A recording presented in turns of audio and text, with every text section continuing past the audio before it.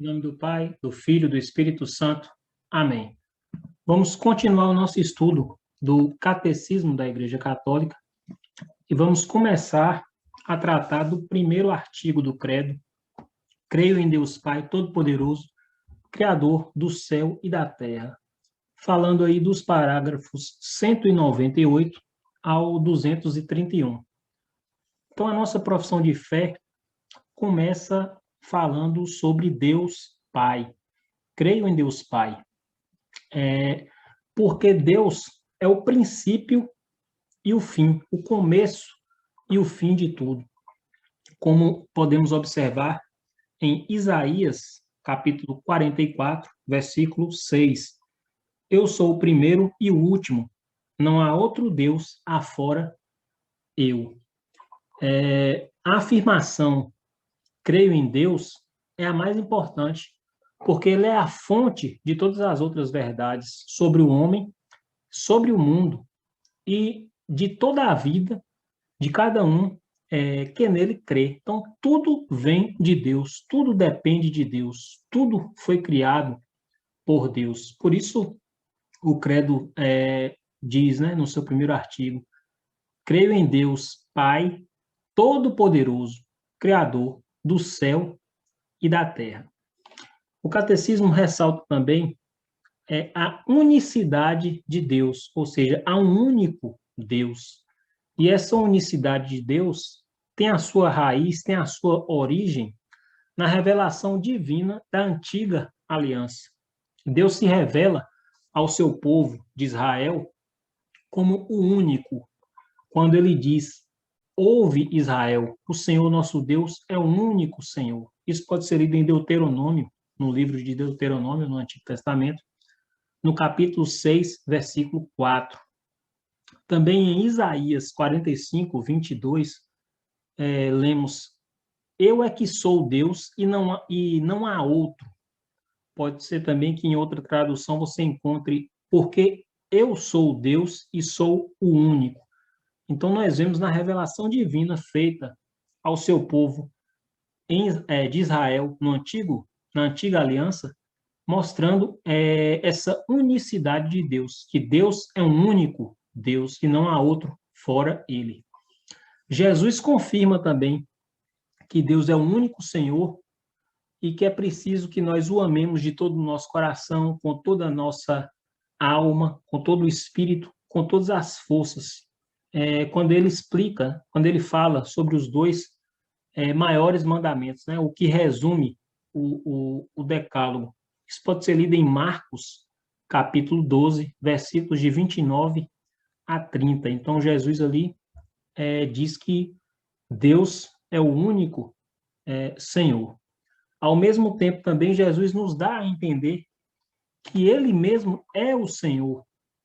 E a gente pode ler isso também no Evangelho segundo Marcos, no capítulo 12, versículos de 35 a 37. Portanto, confessar, dizer que Jesus é Senhor, é algo específico da fé cristã. Vemos isso muito explicitado nas cartas de São Paulo. E, de forma alguma, dizer que Jesus é o Senhor contraria a fé no Deus único. Também crer no Espírito Santo não contraria a fé em um único Deus.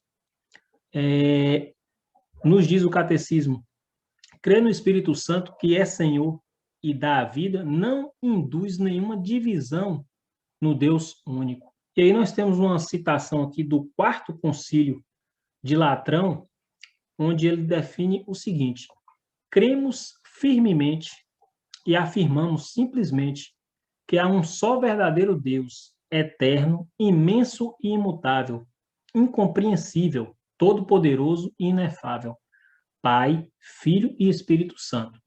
3 pessoas, mas uma essência, uma substância ou natureza absolutamente simples. Eu lembro aqui também das palavras de Santo Agostinho, quando nessa definição fala, né, incompreensível. Santo Agostinho diz que se nós compreendêssemos Deus, ele não seria Deus, né? Porque ele está acima da nossa compreensão. O que nós podemos dizer sobre Deus é apenas de uma forma analógica e graças à revelação do próprio Deus, ele que se revela a nós. Nós, por nossas forças, por nossa capacidade, nós não podemos compreender a grandeza de Deus. E ele se revela através de um nome, ou seja, ele mostra uma proximidade para com o ser humano. Então, Deus se revela ao seu povo Israel, dando-lhe a conhecer o seu nome. E o nome exprime a essência, a identidade. Deus não é uma força anônima, uma força cósmica distante. E ao revelar o seu nome, ele se torna acessível, capaz de ser conhecido mais intimamente. Pensando assim nas nossas relações humanas, quando a gente conhece alguém, a primeira coisa que nos faz nos relacionar com outra pessoa é conhecer o nome daquela pessoa, né? Chamá-la pelo nome. Ali começa a haver uma intimidade com aquela pessoa. Então, da mesma forma, Deus, ao se revelar aos homens, ele se revela através de um nome.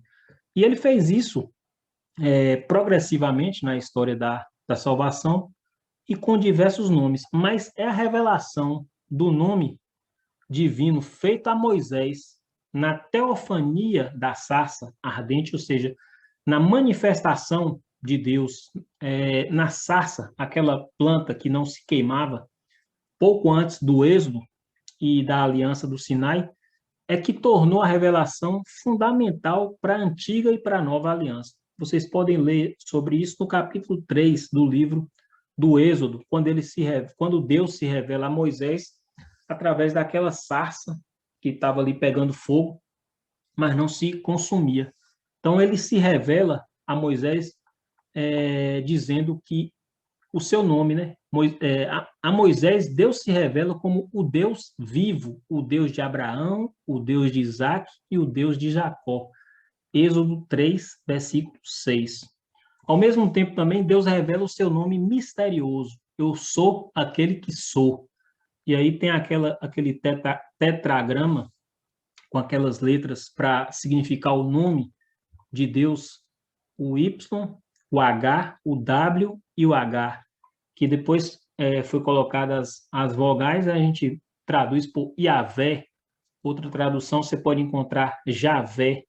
Então, esse nome inefável de Deus, já no Antigo Testamento, ele foi substituído pela palavra Senhor, por uma questão de respeito. Assim também como no Novo Testamento, Jesus é chamado de Senhor, mostrando assim que ele é verdadeiramente Deus. Então, por respeito à santidade do nome de Deus, o povo de Israel não pronuncia o seu nome. Então, na leitura da Sagrada Escritura, o nome revelado é substituído pelo título divino de Senhor, que em hebraico, Adonai, em grego, Kyrios. Então, é com este título que será aclamada a divindade de Jesus. Jesus é o Senhor. O Catecismo revela também que Deus é um Deus de ternura e de compaixão.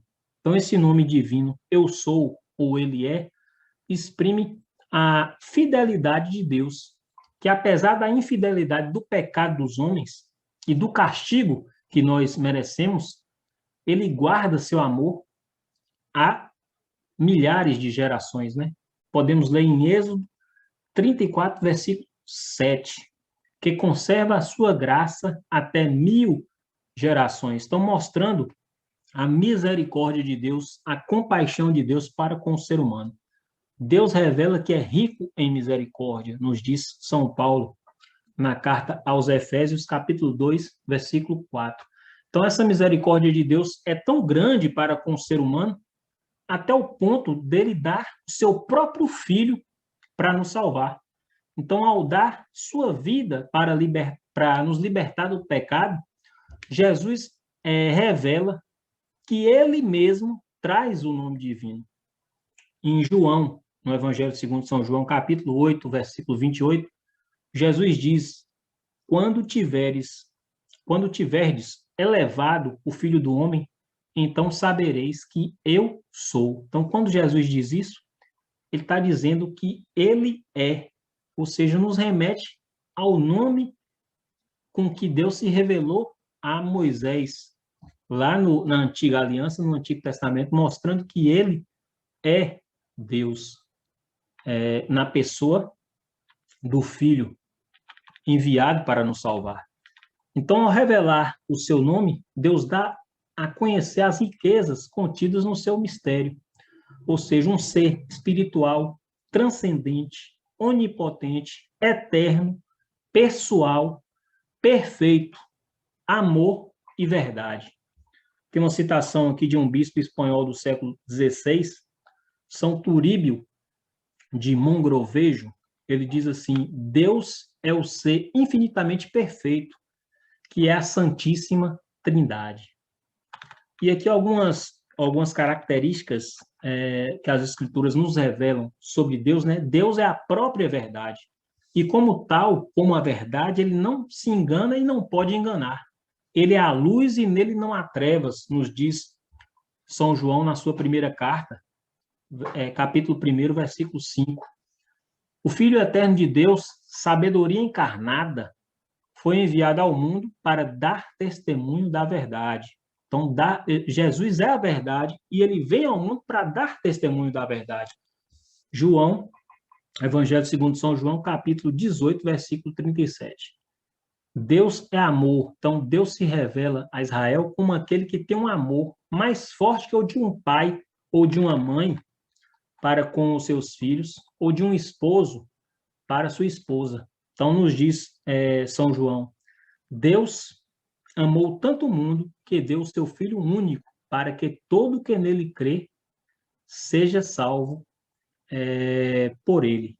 Então, enviando o seu Filho e o Espírito Santo, Deus revela que ele próprio é o eterno intercâmbio de amor. Então, em Deus, nós temos esse intercâmbio de amor entre Pai, Filho e Espírito Santo, e nos destina a participar desse intercâmbio, com essa encarnação de Jesus Cristo, com ele assumindo a nossa natureza para nos salvar, com ele enviando esse Espírito Santo Paráclito para nos santificar. E o alcance na fé no Deus único nos traz alguns elementos. Crer em Deus comporta conhecer sua grandeza e majestade, viver em ação de graças, reconhecer a unidade e a verdadeira dignidade de todos os homens criados à imagem de Deus. Então, todo ser humano, por ser criado à imagem de Deus, ele tem uma dignidade. Também nos ensina, crer em Deus, nos ensina a usar corretamente as coisas criadas por ele, ou seja, temos uma responsabilidade com a natureza, com o mundo. O dominar o mundo não quer dizer destruir o mundo, mas cuidar do mundo. Também, crer em Deus comporta confiar nele sempre, mesmo nas adversidades. E aí o Catecismo nos traz uma oração de Santa Teresa de Jesus, também conhecida como Santa Teresa de Ávila. Muito linda essa oração. Ela diz assim: nada te perturbe, nada te assuste, tudo passa, Deus não muda, a paciência tudo alcança.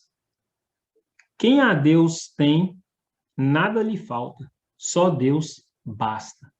Então, com essa oração de Santa Teresa, terminamos aqui este estudo e nos vemos no próximo vídeo, continuando o nosso estudo do Catecismo, se Deus quiser. Até lá.